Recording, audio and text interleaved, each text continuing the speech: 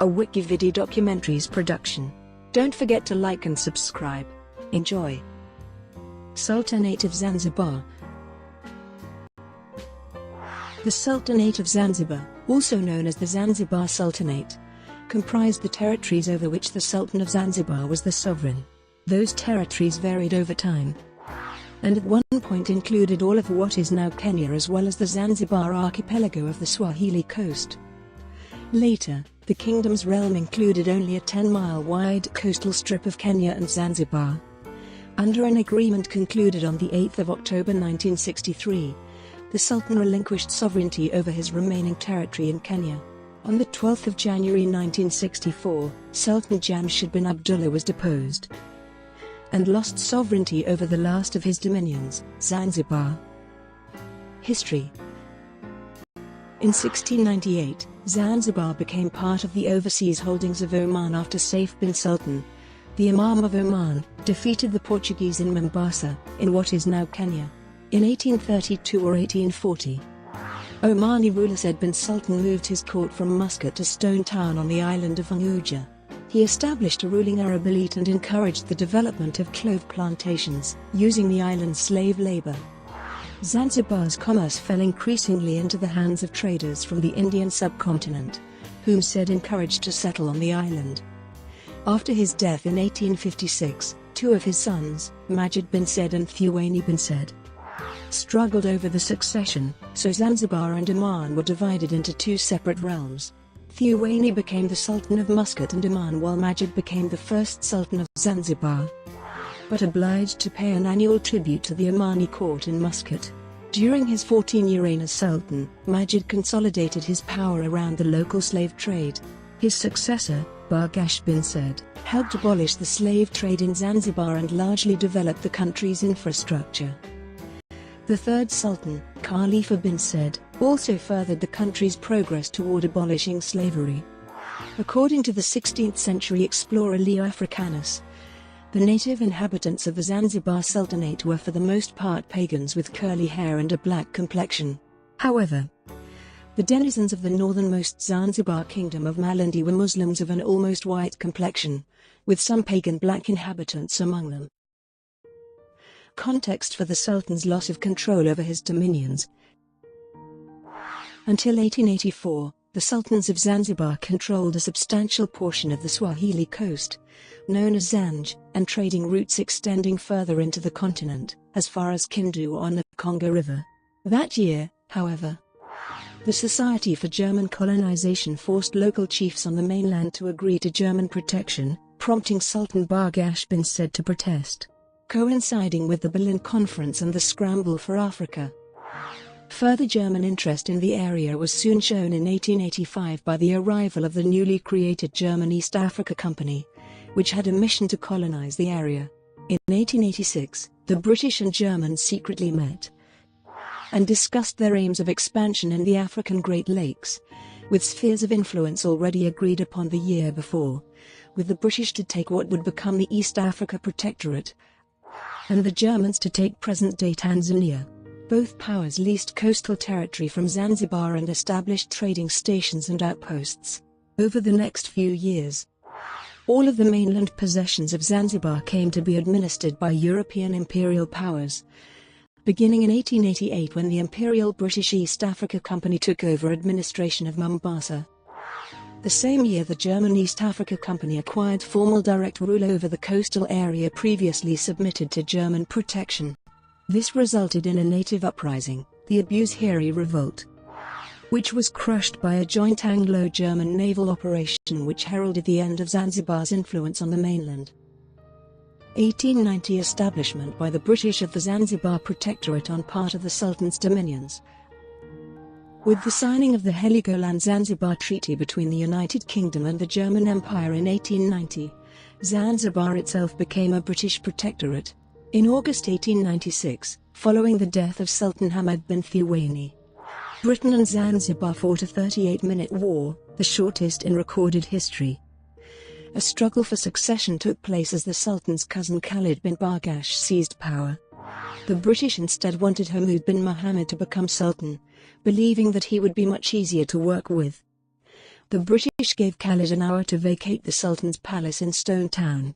Khalid failed to do so, and instead assembled an army of 2,800 men to fight the British.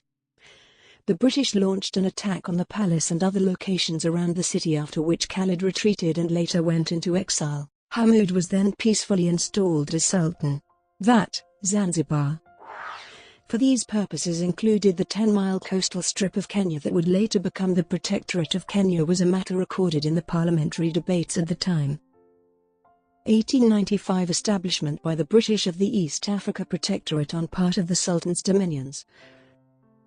In 1886, the British government encouraged William Mackinnon, who already had an agreement with the Sultan and whose shipping company traded extensively in the African Great Lakes, to establish British influence in the region. He formed a British East Africa Association, which led to the Imperial British East Africa Company being chartered in 1888, and given the original grant to administer the territory. It administered about 150 miles of coastline stretching from the River Juba via Mombasa to German East Africa, which were leased from the Sultan. The British sphere of influence, agreed at the Berlin Conference of 1885, extended up the coast and inland across the future Kenya, and after 1890 included Uganda as well. Mombasa was the administrative center at this time. However, the company began to fail, and on the 1st of July 1895 the British government proclaimed a protectorate, the East Africa Protectorate, the administration being transferred to the Foreign Office. In 1902 administration was again transferred to the Colonial Office, and the Uganda Territory was incorporated as part of the Protectorate also. In 1897 Lord Delamere, the pioneer of white settlement, arrived in the Kenya Highlands, which was then part of the Protectorate. Lord Delamere was impressed by the agricultural possibilities of the area. In 1902 the boundaries of the Protectorate were extended to include what was previously the Eastern Province of Uganda. Also, in 1902, the East Africa Syndicate received a grant of 500 square miles to promote white settlement in the highlands. Lord Delamere now commenced extensive farming operations, and in 1905, when a large number of new settlers arrived from England and South Africa, the Protectorate was transferred from the authority of the Foreign Office to that of the Colonial Office. The capital was shifted from Mombasa to Nairobi in 1905. A regular government and legislature were constituted by Order in Council in 1906. This constituted the administrator a governor and provided for legislative and executive councils. Lieutenant Colonel J. Hayes Sadler was the first governor and commander-in-chief. There were occasional troubles with local tribes, but the country was opened up by the government and the colonists with little bloodshed. After the First World War, more farmers arrived from England and South Africa, and by 1919 the European population was estimated at 9,000 settlers.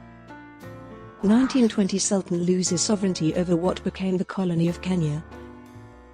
On the 23rd of July 1920, the inland areas of the East Africa Protectorate were annexed as British dominions by Order in Council.